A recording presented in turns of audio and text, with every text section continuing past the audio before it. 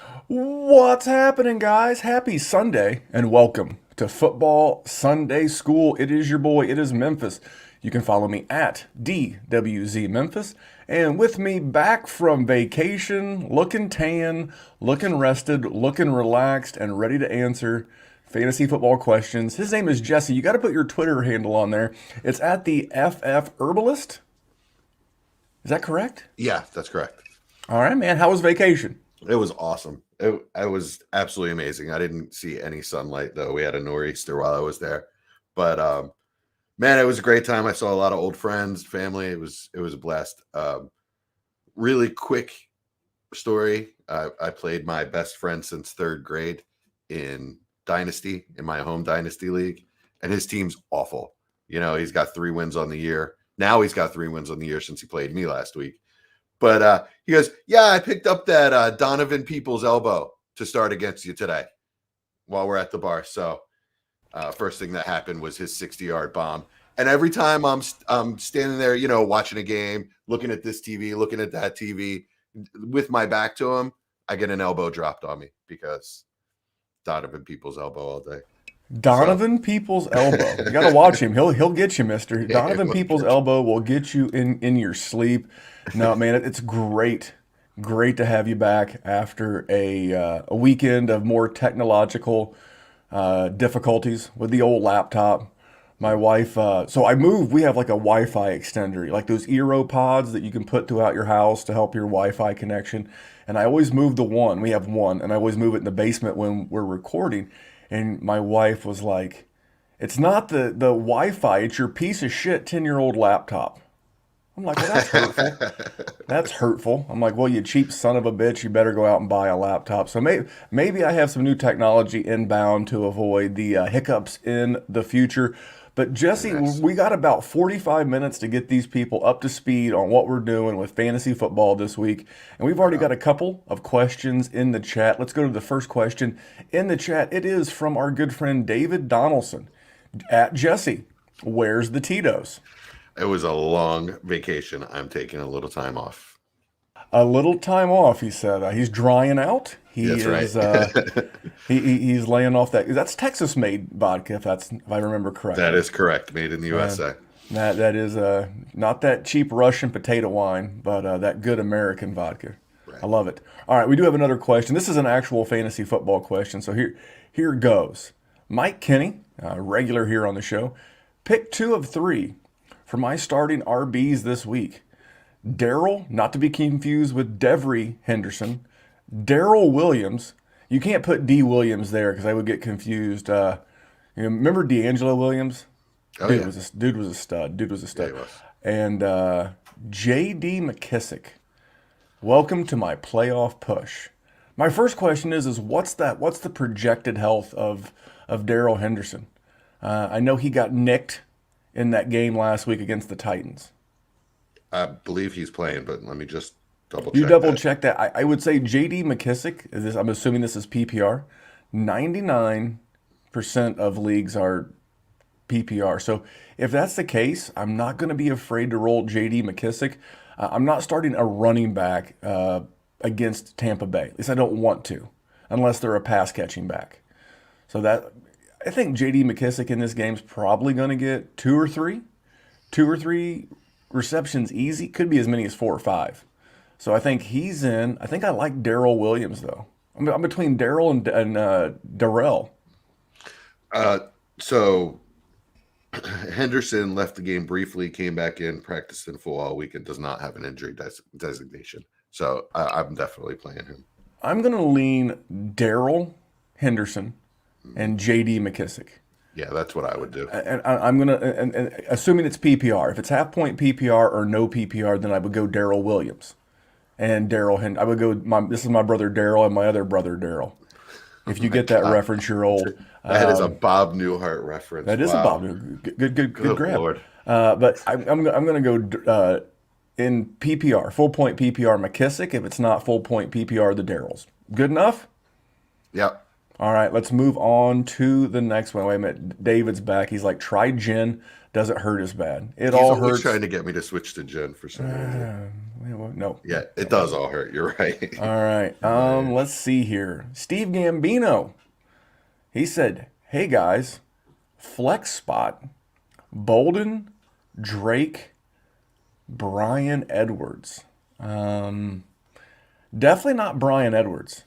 I answered this question on Twitter on what would have been Saturday. Had some interaction with somebody, and they were basically blaming Brian Edwards' lack of failure to start. We'll say that failure to launch. We were blaming that on Derek Carr, and my pushback was, well, Derek Carr's killing it in a lot of metrics. He's like third in the league in passing yards. He's got 2,500 passing yards, and he's had his bye. How is it his fault that Brian Edwards is not broken out? He's eighth. I'm sorry, seventh or eighth in yards per attempt. He's pushing the ball down the field. I feel like people think that Derek Carr dinks and dunks it down the field. He's in the top 8, the top quartile of the league in yards per attempt, and he's 10th in accuracy, which is crazy to think that 67.3% completion rate is good for 10th in the NFL in completion rate among quarterbacks. But see, that very stat right there, and we'll get to him in a second, is why I push back when people on your boy Tua, they say, well, Tua's accurate. Gang, accurate's the price of admission in 2021. So for me, I'm throwing Edwards out. It's between Drake and Bolden. Can you get me a quick practice report on Josh Jacobs? Is he playing? Josh Jacobs is playing, yes. Then I am going Bolden. I am going the pass catching back in a close game between the Browns and the Patriots. So Steve, that's a long-winded way of saying if you want my rankings, I'm going just in the order you typed them. Bolden, Drake, Edwards. What are your thoughts? That's fair. Brian Edwards to me is what he has always been and what he was drafted to be. He's a young, developing player with a ceiling of a solid number 2 wide receiver. He wasn't drafted to be the speedster. That was Ruggs. He wasn't drafted to be an alpha. That's Darren Waller.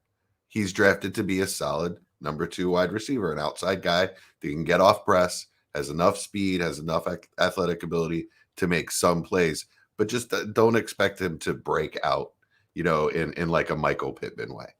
That's just not who he is. I would agree, and I like the way that you framed that very much. Moving on, so we're going to say Bolden, collective answer, Bolden. I do want to talk about the Raiders from a dynasty wide receiver standpoint. Remember, the D in the DWZ stands for Dynasty Warzone. Actually, that's just the dynasty. But for me, I think the Raiders are going to be big players in the free agent wide receiver market next year. Oh, yeah, I can see that for sure. Currently, I don't think they'll use their rookie picks on that, but next year's wide receiver class of free agents is going to be tremendous. You're going to have Juju, Chris Godwin, Allen Robinson, Devontae Adams, and those are just the ones that come to the top of my head. And the Raiders are currently $51 million under next year's cap. So they're going to have some money to make a play on a wide receiver. So it's not like things are going to get better for Brian Edwards. So Yeah, if you can find the last remaining truther in your dynasty league, which I was, Jesse's been in our Patreon group for a while. He's creating content with us now. He'll tell you I've been a Brian Edwards guy, but you have to sometimes just pivot and move off of a guy before you get burned. So for me, I am gonna go move Brian Edwards. If he has a great game today, I don't see it as a precursor to a great career. I see it as a great opportunity to move out from under him and recoup some value. This next guy, maybe you've heard of him. His screen name says Jerry Sinclair. I know him as the man of the hour and the man with the power, as well as my co-host on the Dynasty Warzone podcast. He has a question.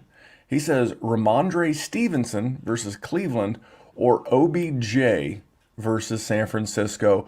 And Jerry, as all good question asker should. For context, I had Gasecki lay an egg on Thursday. Well, then that tells me you're probably playing from behind. You're basically playing a man down with no tight end, basically, and you're probably going to need to score points.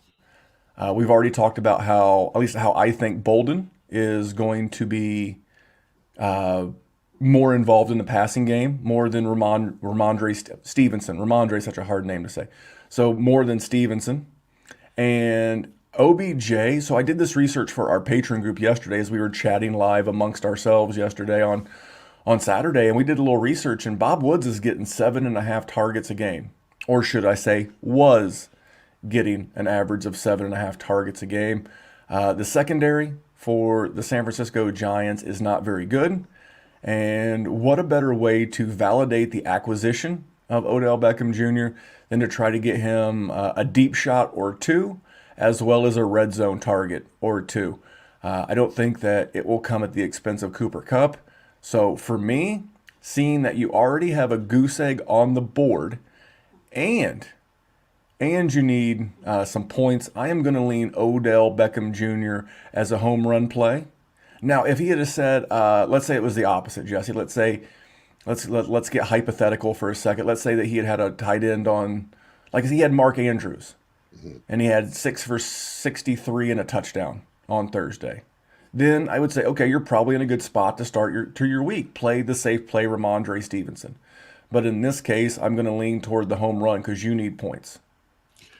All right, so I'm going to disagree with you here just because. And I'm gonna boot Jesse from the feed. No, I'm kidding. So yeah, well, we're not here to be an agree fest, right? We're here to no, absolutely not. Throw out some different ideas. So I'm very scared of what OBJ can really do in his first game with them, right? So I think he's going to be kind of limited to a gadget guy. They may take a shot or two downfield. So yeah. I mean, it definitely could pay off, but I think it's pretty low percentage chance. I'm taking points. I'm taking what I'm hoping will be the number one running back spot in New England and starting them. I think it's got the upside of 100 yards and a touchdown. Nope, I agree. And for those of you that are watching live on YouTube or on Twitter, you notice we have a guest here on the podcast. It is Gemma. It is the podcast dog. She's feeling very unpaid attention to. So we scooped her up. We got her a bit of camera time. There you go, Gemma. Say hi to everybody. Awesome. All right, let's move on to our next question. It's actually more of a statement referring back to the rookie wide receivers and the Raiders bringing in help. Your alcohol buddy, David, said the 2022 rookie wide receiver class is good too. You got Burks, Wilson, Pickett, Olave, Bell, just to name a few. I think there's that Drake London guy who plays for USC. That's the name that popped in my head. So yeah, it's a really good class, and it's really deep, and it's sort of the opposite of this past year's class where you got a lot of big guys. Last year we had a lot of little guys. But this is one of the things, and Jesse, you can speak to this as well. Your thoughts on my take, I guess. When we talk about chasing like middling wide receivers in Dynasty, we talk about this all the time on our Patreon. I've said this for maybe the last 2 off seasons. The NCAA continues to give us so many great young wide receivers that every year you're going to get the opportunity to not only get a great young talented guy like the list that David has provided that's on the screen right now. So why use those late contenders first or seconds on chasing, Sterling Shepard is a guy, Juju, those kind of guys. Why Corey Davis? Why are we continually to hope that the big breakout comes when, if a guy hasn't shown you in a year or two that he's not going to do it, he's probably not going to do it. The good ones do it in year one, and that's why I'm very excited to see Elijah Moore starting to pop a little bit. I don't want to give it all of the love to Mike White, and maybe it's all Zach Wilson's fault. I don't know. That's not fair. I want to be fair. But I do want to answer one more question, then I want to give you a prop real quick before we do. I'm gonna throw this one to you first. Flex spot: Pat Fryermuth, Tyler Johnson, Tampa Bay. Uh, that's see. Well, I need to know first of all, is there a tight end premium? Um, Uh, I mean that makes a huge difference. That makes a tight end startable when he's not. Even if there isn't, though, I'm leaning Fryermuth. Fryermuth. Um, I don't. Is Antonio Brown playing today? he is not. He is Okay. not. Chris Godwin's going to be limited. Okay. Chris Godwin's going to be limited. Evans is playing. Gronk's out. So you're looking at pass catchers for Brady of Johnson, Godwin, Evans, OJ Howard slash Cameron Bray, and then the running backs. Could Tyler Johnson, for me, the Yeah. reason why I would lean Fryermuth, regardless of the touchdown upside, and who do underperforming and young quarterbacks and backup quarterbacks lean on? Yeah. Tight end. Players that run routes in the short and intermediate area. You know, Ooh, there's no Claypool this week, so if they Mason get in a, Rudolph though. if they yeah Mason Rudolph, it's a good thing they're not playing Cleveland. But for me, I'm going to play Fryermuth based on what I perceive to be the volume. How's that? Yeah. Yeah. I hear you. Without the premium, I might go Tyler Johnson, just because they're missing. They're missing their two slot guys, right? So, well, I guess Godwin plays in the slot too, but they're missing two of their main targets. I don't know. The Mason Rudolph thing really scares me. They may just bog down and not really move the ball at all. Would be my I issue. think though if they weren't playing the Lions, I would completely agree with that take. I think that would be a fair take, unilaterally, across the board. Our old buddy Wheeler from last week, if he if you're not following Wheeler, he is at FF underscore Wheeler. He has been about the last half decade a top 5 to 10 ranker over at Fantasy Pros on the season. He's as good at start sits and weekly player prognostications as anyone in the game today. And he posted in the chat fire muth, three Fire me. fire emojis and muth. Does it sound too much like his name's like? Do you remember the pro poker player Phil Hellmuth? Yes, I do. As a matter of fact, that is a You old think reference. maybe Pat Fryermuth is just like yelling at defensive backs, calling him a donkey, you know, telling him he's going to donk off all the touchdowns. I do have a question for you. While I'm going to get to my first player prop, I want to give people a little bit of time to check out the action. And man, bummer across the board. So my prop of the week, I put this out on Twitter yesterday, sometime around lunchtime, about 24 hours ago. So on Saturday, on DraftKings and on our sponsor, BetUS.com, they had a Dan Arnold prop. 3.5 receptions was the number. You did lay some juice. You were laying about a buck and a half. You were laying 150, but that number has now it ballooned up on DraftKings yesterday, which I called them out, and then now it has ballooned up on BetUS.com. It's up to 4.5. I don't love it as much at 4.5. That's been his average. Dan Arnold has averaged 4.5 catches per game since he became a Jaguar, and his yardage prop is 45.5. As a Jaguar, he's averaging 44.5. So these are the numbers yesterday were great. You were getting the yardage at 43.5. You were getting the receptions at 3.5. The Colts to the tight end position give up an average of 6 catches for 61 yards a game to tight ends, but that margin for error has dipped. You may shop around. Again, I'm going to take it here at BetUS because I'm getting $1.30 on top of the bet I laid yesterday. So that is my first prop. The Colts are a great matchup for tight ends. What do you think there, sir? Yeah, I love it. Yeah, I would definitely take that. All right. I love betting overs. I just am not an under kind of guy. I like rooting for something to happen. I agree, unless the number is just egregious. But I think Sure, sure. when you're betting totals on the games, like on the side, I think the value typically is going to be on the under. But I believe in player props, the value and the best way to attack it is the over. Yeah, I love it. Is the because I just sit here and I hunt and scrub and look for numbers so low you have to trip over, and then I don't get dissuaded by laying the juice. I've had some nice bets this year where I was laying a buck 60, a buck 70, and my boy Wheeler jumped in and said unders hit about 60% of the time. I'm Mm, just curious if that's on props or if that's on sides and totals. On sides and totals, that's pretty much the same data.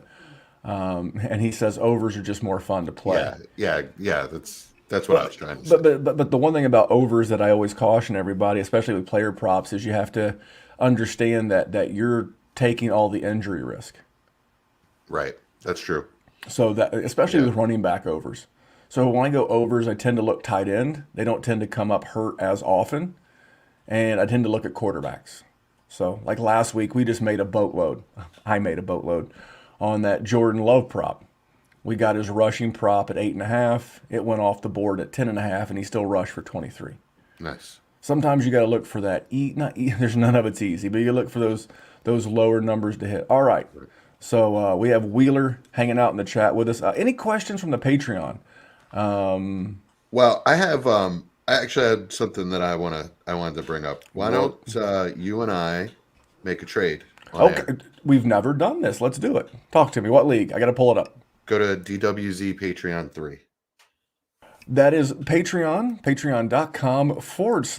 You did denote, as I'm pulling up Sleeper here, you did denote that Jesse had to let me know it was 3. It's because we have like 12.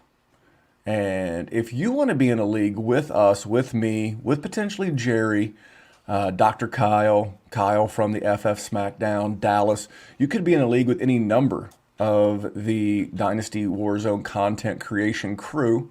Try saying that 4 times fast. And we can we can see if we can get you into a league. Head over to Patreon, patreon.com/Dynasty Warzone. All right, I've got to find my leagues. So hold on. Well, I'm glad I'm calling your attention to this too, because you need to set your lineup. Well, here's the thing. This is why the show goes off the air at 12:45. Hmm. So my son, as this is loading on my screen, my son, he sets my MFL lineups and sometimes my sleeper lineups on the way home from baseball. All right, Nice. what do you got, pal? All right, so you have Chubb out on COVID I and do.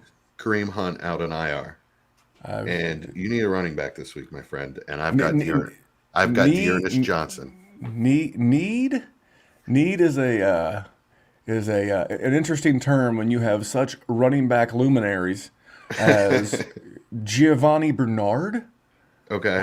and Travis Homer. I'm kidding. I do have to set this lineup, don't I? Holy Toledo. Yeah, you do. Well, currently, I do.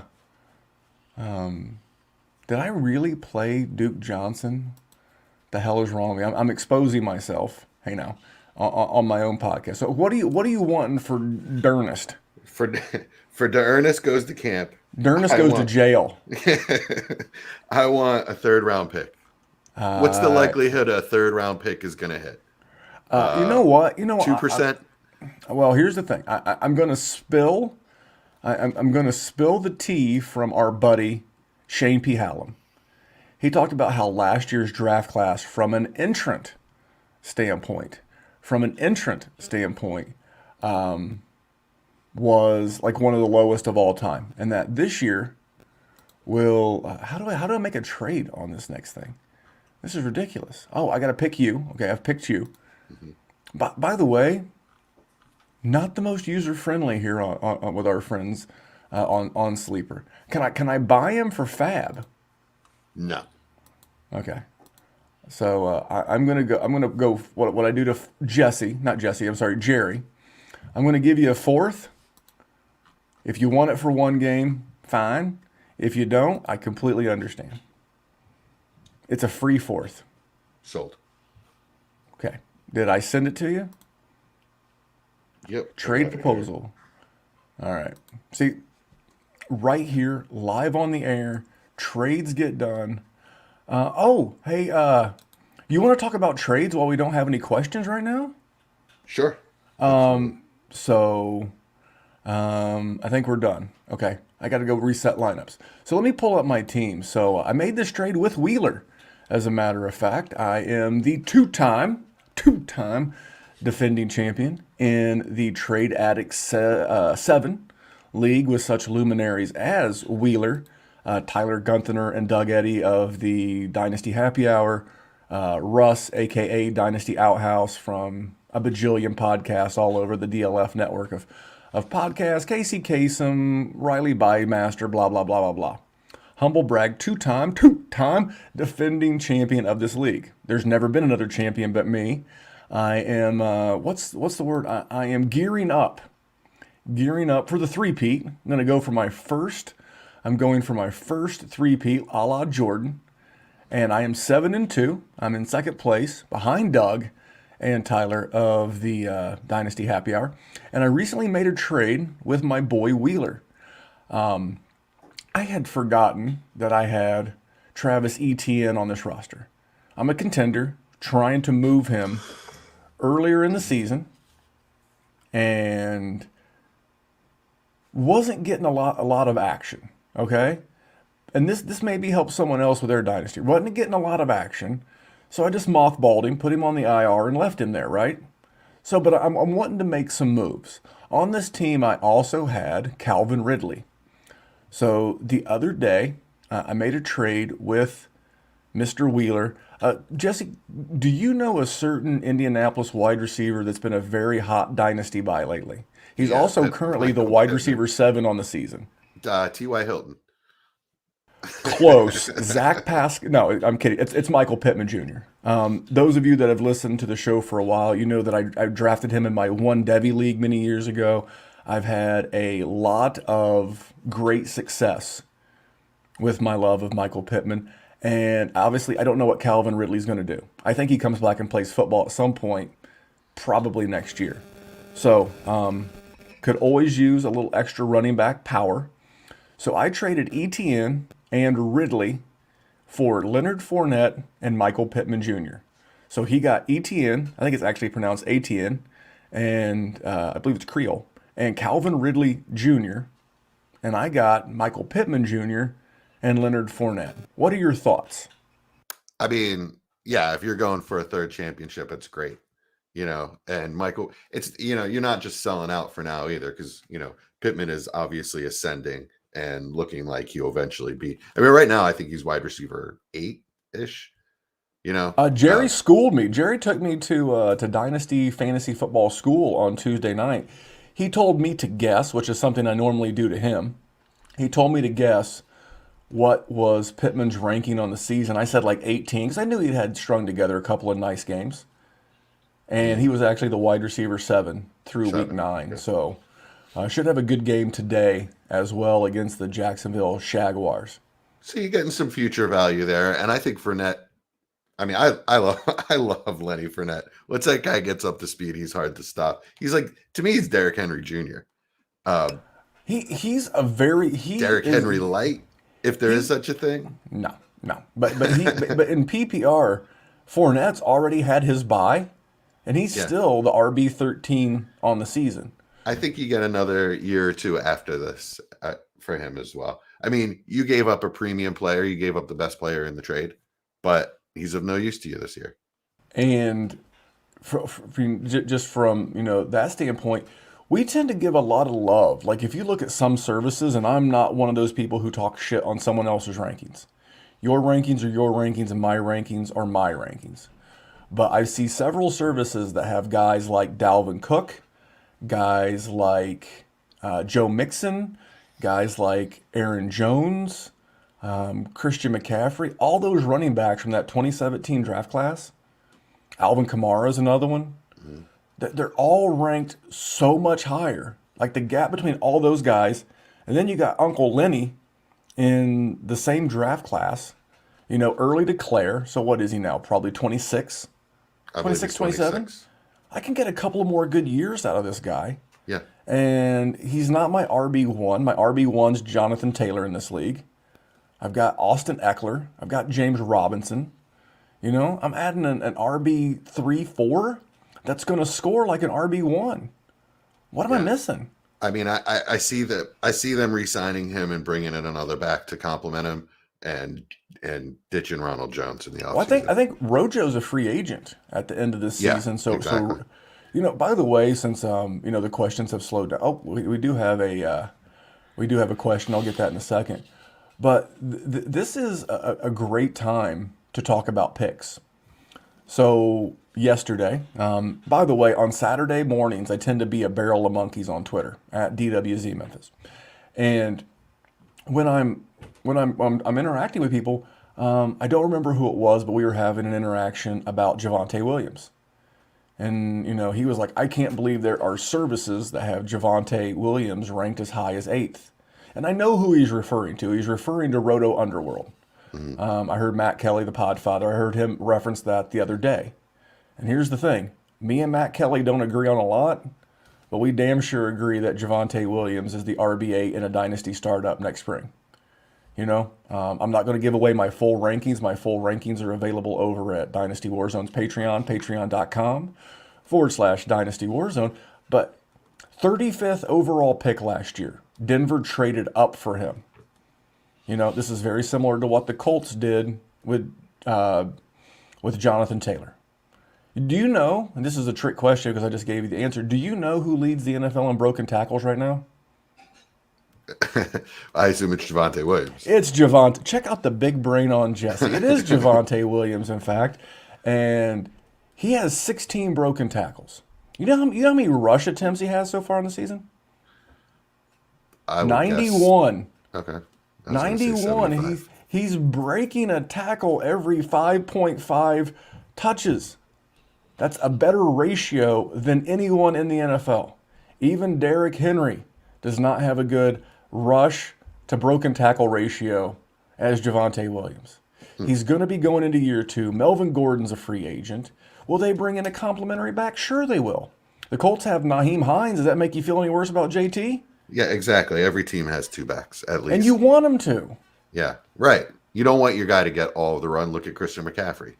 This is what I said. And Jesse, how early into the preseason and before week one did I say that Najee Harris was going to be a top 3 dynasty running back for me in 2022? Yeah, right away. It's be a year ahead of being a year ahead. Just because I have him ranked as the RB8 doesn't mean you have to pay the RB8 overall prices.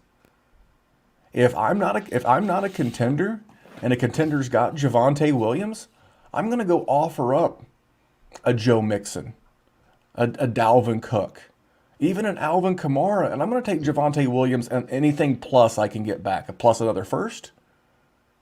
Because all those guys I just mentioned, they'll be going into year 5, in the case of Saquon Barkley, years 5, 6, and 7 of their career. Year 5 for like Barkley. Year 6 for all of the running backs of 2017. Year 7 for Zeke and Derrick Henry. This is dynasty. Yes, I know that in 2022 I may give up 2 or 3 points a game. That's okay. I'm trying to win long term. If you try to win everything in the moment in dynasty, Jesse, you're going to get squished like a grape. Hear you. All right. Absolutely hear you. This one right here is going to you first. What is Cordarrelle Patterson's value to a contender? I'm assuming this is dynasty. Yeah, for me, it's like a second and a third. I mean, I'm going to try to not pay that, but I would pay up to a second and a third. I would pay up like mid second and any third. You cheap bastard. I'm not giving a first. I'm joking. I'm going to do. I'm going to start with what I always start with. I'm going to start with 2 thirds. I'm going to give you my 2022 and my 2023. And then I'm going to try, keyword is try to have a little dialogue with that GM. What I'm going to say is, listen, I know he's doing great. I know, I'm going to pull up his stats. I know he's currently the, RB 7, 8 maybe?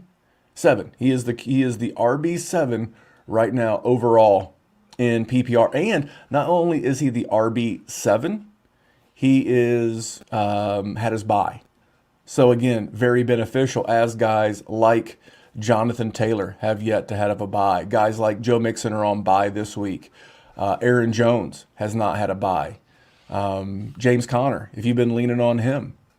Darrell Henderson Harold Henderson. has not had a bye. I don't believe the Browns have had a bye if you have Nick Chubb.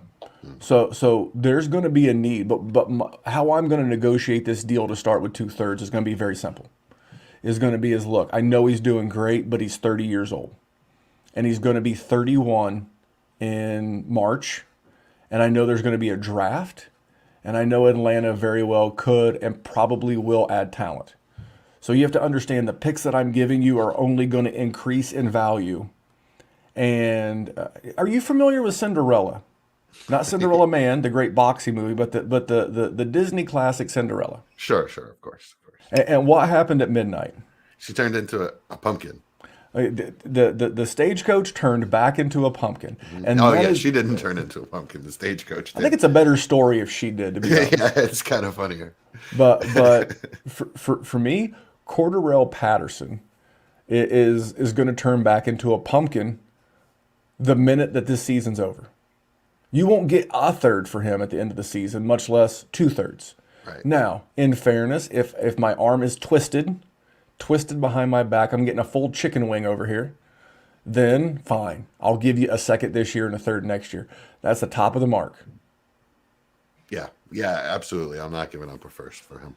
I don't think he moves the needle enough. I think he moves the needle for this season, and that's why, second and a third is pretty valuable as far as, I look at those kind of picks more as what I can get for them in trade rather than what I can get for them in a draft. That's why the only reason I took that fourth for D'Ernest Johnson is because I can package that with something else and I can use it as a sweetener and get another trade done. It's just equity. Now, I'm going to give him the benefit of the doubt because he hit me with the winking emoji. Wheeler popped back in the chat and said contenders first is going to be late. CPAT makes that late pick the 112, i.e., he is giving me the winking emoji. So what I feel like is this is one of two things. Wheeler either has Cordarrelle Patterson in a league we're in together, and he's going to try to get my first for him. That's the first thing that comes to mind. Or he's just having a little bit of fun, hence the winking emoji. Because here's the thing. I'm not saying Wheeler's cheap, but Wheeler has squeezed a penny so hard that Abraham Lincoln thinks he's in a rear naked MMA choke. That's how hard Wheeler squeezes a penny. What else you got, man? We got about 8 minutes before I got another prop. I got to pull it up, but what do you have for us? I have a quick brag.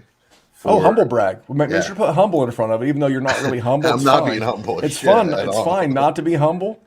But what you got, my friend? So our podcast, which by the way is being retooled and is going to reappear as a live podcast in a couple weeks. So look forward to that. We are still at this. What are we going into week 10?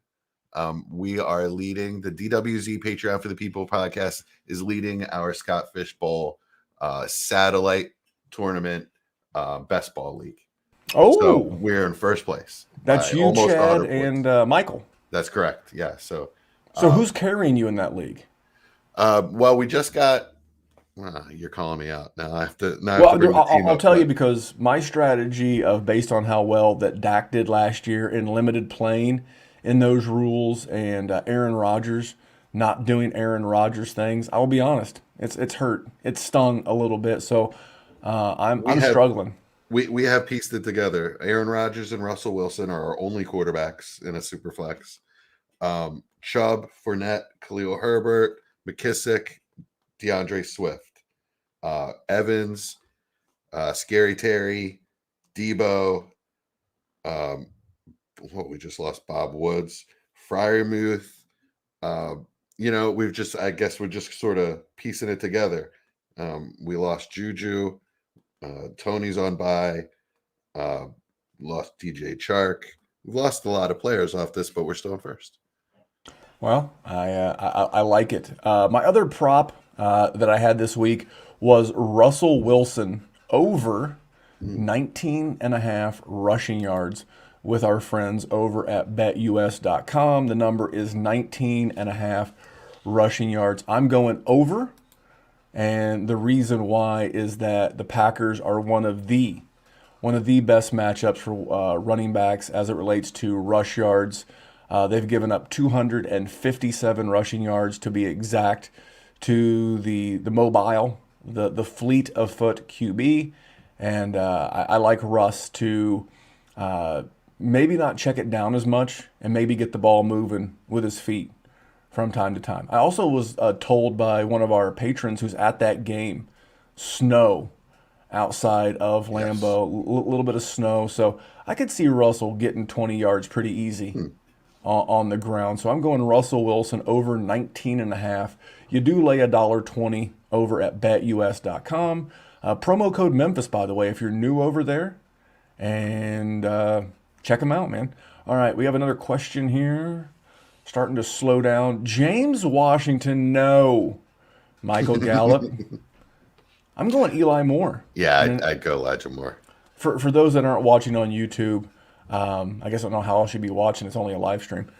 James Washington, Michael Gallup, Jalen Rager, Eli Moore. For me, this is easy. This is Elijah Moore all day long, especially with Mike White under center. I don't trust Jalen Rager against that secondary. It looks like Patrick Surtain's going to play. That secondary is nasty. And when and by the way, I know this is one of my bets from the Big Bet podcast I do on Wednesday with Dr. Kyle. Just my strategy, my handicap of that game is the corners for the Denver Broncos are outstanding, just outstanding across the board, and they've got the corners to man up these Philadelphia Eagle wide receivers, and I think they're going to bring the house at your boy Mr. Hurts. Hmm. So I think it's going to be a hurtful day in the Mile High City. So I'm avoiding Gallup. Here's the thing: if Michael Gallup was fully healthy, and Dallas's offense was firing like we've seen it fire the last 2 seasons, I could see where Gallup would be the play. But I'm going to ride the hot hand. I'm going to ride Elijah Moore coming off the 2 touchdown performance, and he's another guy that I like. By the way, if you're looking for a dynasty buy, that's the one. That's a guy that's not broken out all the way yet, but he's only. How do we? And the same guy, Mike, asks a question. How do you feel about Devonta Smith? I think Devonta Smith is going to be solid. Who was I listening to? It was a person with NFL ties, like a former scout. I forget whoever. Oh, it was oh my God. He used to coach Pitt college football. He coached the Bears. He coached with Jimmy Johnson in both Miami and Dallas. Dave Wanstatt. Sorry, Oh, I knew if I just kept talking long enough. He was talking the other day, and he was talking about how much he liked Jalen Hurts, but he feels like him at some point, him and Gardner Minshew are going to be ended up playing for who's going to be the backup in Philadelphia for 2022. yeah. So I think there will be a new QB in Philly next year. I really like Devonta Smith. In the what do you? Let me hold on. I've hogged the mic enough. We'll go out this. You're the Eagles fan. You've Right. watched every snap of every game Absolutely. of Gang Green, the real Gang Green, because screw the Jets. Um, how do you feel about Devontae Smith? First, I'll talk about Devonta Smith as a player is the real deal. He's the real deal in the Marvin Harrison mold. He's got the speed. He's got the ability to get open in a phone booth. He runs routes. He's the most solid guy on your team as far as just football players go. He went to Alabama. He knows the right way to do things. He's a leader in the locker room as a rookie. That's a special quality in and of itself. I think he's an alpha, right? As far as the Eagles' offense goes and the quarterback situation goes, Hurts sucks all the air out of the room. Nobody's really going to eat on a weekly basis as long as Hurts is the quarterback because he keeps so much for himself. He's so dynamic as a runner that he doesn't need to pass very often, and when he does, he's not very good at it. He's been very inaccurate and very erratic. Chad and I talked about this at length last night, but you would need to. What we agreed on is you would need to see like the Josh Allen leap, or the Lamar leap out of him, because he's probably, we both agreed he's probably a little better as a passer than Lamar was at this stage in his career, but he's not quite the runner. He's not quite the athlete that Lamar is. He's not that kind of special, right? So it would take a huge leap for him to keep his job, and I'm not sure that they're even going to give him the chance to do that, Well, right? let me ask you a follow up real quick. So if they lose today, if they lose to the Broncos, and that they've already had their bye, correct? So that would make them 3-7.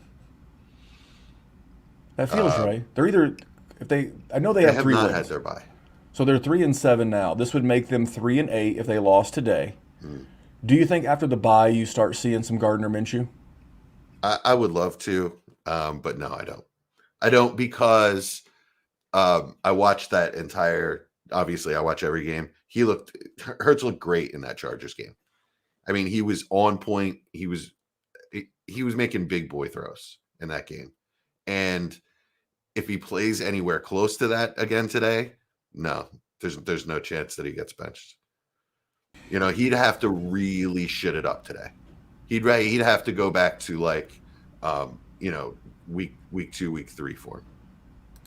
All right. Well, there you go. And by the way, since Mike said it in the group chat, I think this is like by request. I feel like an all request DJ. The goddamn Jets. Just for Mike right there, the damn Jets. All right, man. Well, listen, I'm already starting to set some lineups. I'm trying to make sure I pull some Ben Roethlisberger. I make sure everybody's in that needs to be in. What else you got on the way out for these people? I can't wait. I don't know. At some point, we'll be able to spill the beans, but about not only what you and the gang that do Patreon for the people, but like once we get to end of February, you guys will be rolling live on the big show. Yeah, absolutely. We're really excited for that. And like I said, we're making some format changes now. That way we're going to test some things out and be ready to roll by the end of the year. So within a couple weeks, we're going to start doing live shows, and we're going to make it so that Patreon members can kind of jump on with us, and then everybody else has to, just watch and comment. Well, I for one am looking forward to that. Wheeler's got it right. He says, smash that thumbs up button, people. Listen to Wheeler. Listen to his fantasy advice. Listen to his advice about giving us a thumbs up. Well, I just double checked all my MFLs, but I got to go double check all of my sleepers. Hold on a second there, Jesse.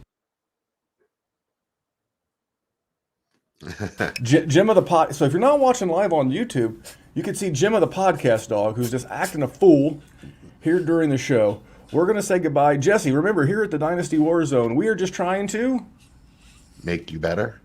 Make the world a better place for fantasy football. I've got till February to get this guy dialed in. Until next time, he is Jesse at FF Herbalist. I am Memphis at DWZ Memphis. And we'll talk to you soon. Say goodbye, Gemma. Your breath.